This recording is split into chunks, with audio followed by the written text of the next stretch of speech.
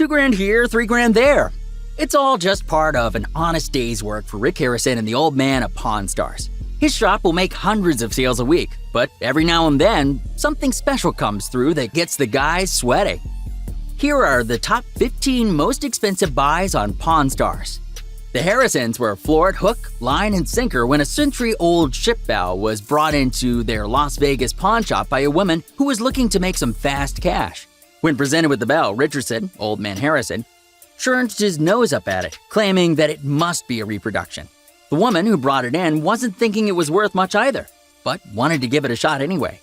It wasn't until they consulted with an expert that they discovered that this old ship bell is from 1602 and is worth around $15,000. The Harrisons jumped at the deal when they found out that this bell was an original and immediately listed it at a treasure auction catalog.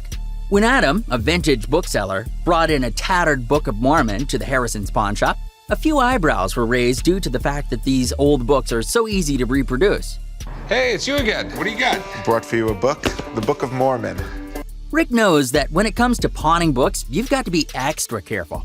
So when the owner Adam valued the book at $25,000, Rick knew he had to bring in an expert. After the expert studied the book, she ended up giving it a much higher appraisal than what the owner pitched. She estimated that the value of the book was around $40,000, which is not so crazy to believe considering it was printed by the Mormon prophet himself, Joseph Smith, and was the last Book of Mormon to be published in his lifetime. Richard gave Adam $24,000 for the book instead of $25,000 because that's just how Pawn Stars roll. The Pawn Stars hit the jackpot when one man walked into their shop with a gold bar that was originally found in a shipwreck centuries ago. The owner was apparently cleaning out his grandfather's attic and found the bar tucked away in a box. They priced them initially at $24,000, but that quickly churned to $50,000 when the shipwreck expert was consulted. The bar dates back to 1554 and was apparently one of the many treasures found in the famous Padre Island shipwreck just off of Texas. Rick purchased the bar for $35,000, saving himself $15 grand. Talk about pirate's treasure. Just say the word, Fender, and you know you're dealing with a luxurious guitar. Flick himself was the one who brought this highly valuable guitar into the Pawn Stars shop. Hey, Rick, I have a guitar for you. Okay. Oh, this is your guitar. And when the Pawn Stars saw this musical relic, they nearly lost their minds. Flick recorded songs from the Beatles and Tom Jones on that thing, not to mention his famous guitar riff in the first James Bond movie. Rick ended up taking the guitar for $55,000. Not bad. The car rental company Hertz teamed up with famed entrepreneur Roger Penske to build a fleet of limited edition Mustangs. There's only 150 of these babies in existence. Only 10 drive standard, and one of those 10 belongs to car collector John. So this is it, huh? This is it, that's right. The 2014 Hertz Penske GT. He walked into Rick's garage asking for $85,000 and said he wouldn't go lower than $60,000. Rick was a little skeptical, so he asked NASCAR driver Joey Logano to take it for a test drive and give a second opinion. He dubbed it being worth $75,000, which John seemed to be pretty happy about. But Rick couldn't help but go Pawn Star on him and drop his offer down to $60,000. At the end of the day, John took the deal. His sleek and sexy Mustang is now officially pawned. Rick and the old man will do some pretty crazy things for money, including jetting across the country to find a specific gold coin that a customer requested. The coin in question is a $50 gold piece that was commissioned by the United States government upon completion of the Panama Canal. The customer said that he would pay at the most $70,000 if Rick could somehow manage to track down the coin. Well, Rick did find the coin, but was only able to haggle down to $67,500. He didn't end up making that much on the deal, but at least he's made one more customer happy. One of Pawn Star's biggest finds was a 1932 custom-built Ford Roadster. It's only one of the most iconic cars of the 20th century. No big deal at all. Thanks for coming out, guys. How's it going? What do we have here? You got a 1932 Ford Roadster here. This car is almost an entire century old, yet the owner, Mike, has somehow been able to keep this rare vehicle in stellar condition. He's put a ton of money and time into maintaining this relic and was hoping to strike a deal of no less than $70,000 with Rick. After getting an appraisal from an expert claiming the car is worth between $70 and $75 grand, Michaels haggled down to a cool $68,250 for the car, and in the end, took the offer. Once considered the holy grail of Gibson guitars, this piece of musical history just simply could not be ignored when it was brought into Rick's shop by the original owner himself, Stephen Stills of the folk indie band Crosby. Rick was instantly captivated by how cool this guitar was, and he knew he had to have it. The fact that it came with the original bill of sale signed by Stephen Stills himself only made the deal juicier.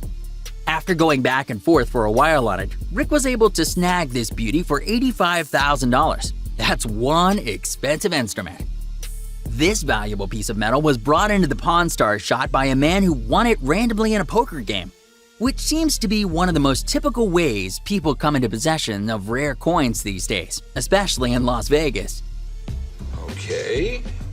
Where did you get this? I won it at a poker game, believe it or not. The man thought that it was maybe worth $20,000 tops, but after consulting a coin expert, it was discovered that this rare American coin is worth between 50 and 100 grand. That's insane! Apparently, there are only 10 to 12 of these in existence, making it one of the most rare and coveted coins of all time. Rick ended up striking a deal with the gambling man for $80,000. It's always the small things in life that end up being the most valuable, right? You know how we said that the SJ200 was the holy grail of Gibson guitars? Scratch that.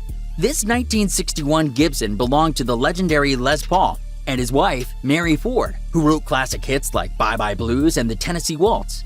Mary's nephew brought the guitar into Rick's shop expecting a pretty penny for his custom Les Paul guitar, and the Pawn Stars definitely took notice.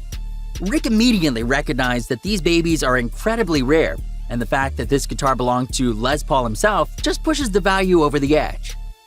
In the States, the invention of the modern electric guitar is actually credited to Les Paul and his wife Mary, who are considered to be the trailblazers of rock and roll. Knowing the history and the high value of this thing, Rick decided to consult a guitar expert on how much the Gibson is really worth. Upon entering the shop, that guitar expert was nearly lost for words. He noted that the guitar is incredibly well documented and has been featured on numerous record covers, making this instrument somewhat of a celebrity. There's a lot of wear to it, but that's just proof that it's an original. He said that if it's a forgery, it's the best forgery on the planet. The expert said that it would be fair for Rick to buy it for $150K, but Mary's nephew had a higher price in mind. He suggested $250,000, but Rick wouldn't budge. They met well below the pitch value at $90,000. I'm sure Rick is singing right now. The Lincoln Roadster was known to be one of the most powerful cars back in the day. It had a V12 horsepower engine and was made with the luxury driver in mind. This is the real thing, not a clone, huh? The real deal. This is it. Only 1,175 made total. It was originally a Ford, as all Shelbys were. When Rick and Old Man came across this vintage beauty, they knew they had to have it. The car was in great condition, which made it pretty difficult for Rick to haggle. He didn't make much of a fuss, and in the end bought it for $95,000, which the owner ended up pushing back over the counter to buy $95,000 worth of gold. 2 deals in one. Patriots defensive end Brock Williams hit a rough patch financially after he was forced into retirement due to injuries. He needed some fast cash, so he decided to hit the gold and silver pawn shop and see how much he could get for his 2001 Super Bowl ring. The ring itself is legendary and apparently broke all the rules of Super Bowl jewelry design. Super Bowl rings are only allowed to be 10 carats, weigh so much, and have a certain amount of diamonds. The New England Patriots completely rebelled against their rules and designed their ring to their own personal standards. As of 2001, it was the biggest Super Bowl ring in history and contained a ridiculous amount of diamonds. Rick bought the ring for only $2,600 and set it up as an Ian. Brock had 120 days to come back and reclaim the ring and pay off his loan, but he never returned to the shop. So now it belongs to gold and silver. Rick thinks that this ring is easily worth $100 grand, and he's been putting off selling it for a while and says he'll only let it go if someone comes in and offers him a crazy amount of money for it. I have a feeling Rick just likes to wear the ring on his off hours. Silver is a hot commodity these days, and Rick knows it. So when a man came into his shop with a huge hunk of silver, he had no choice but to make a deal with him. Apparently, the man had purchased the silver over 12 years ago, when his father told him to start investing in precious metals, and now that silver has gone up in value. He knew that he could get a lot of money for it. Rick didn't want to let this deal pass him by, so he recruited a silver tester to make sure it was genuine. Once the metal was confirmed to be pure, Rick instantly made a deal with a man and bought the silver for $111,000. If there's silver in Nevada hills, Rick's gonna find it. Silver is dandy, but nothing is more valuable than gold. I guess there's a reason why Rick named his shop Gold and Silver, because when a man came in with 4 gold bars of about 1 kilogram each, Rick didn't even flinch.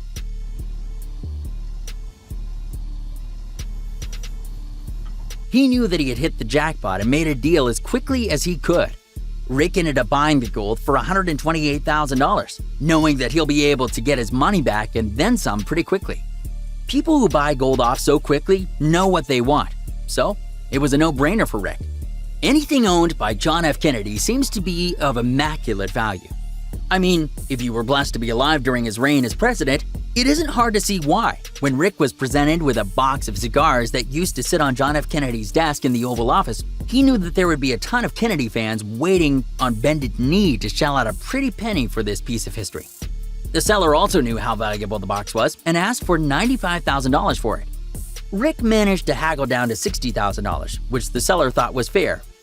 Joke's on him though, because a few weeks later, Rick sold the cigar box at an auction for $575,000, purchased out by the publisher of Cigar Aficionado magazine. I guess it pays to be in the pawning business. So there you have it, the most expensive buys in Pawn Stars history. Kinda makes me think I'm in the wrong business.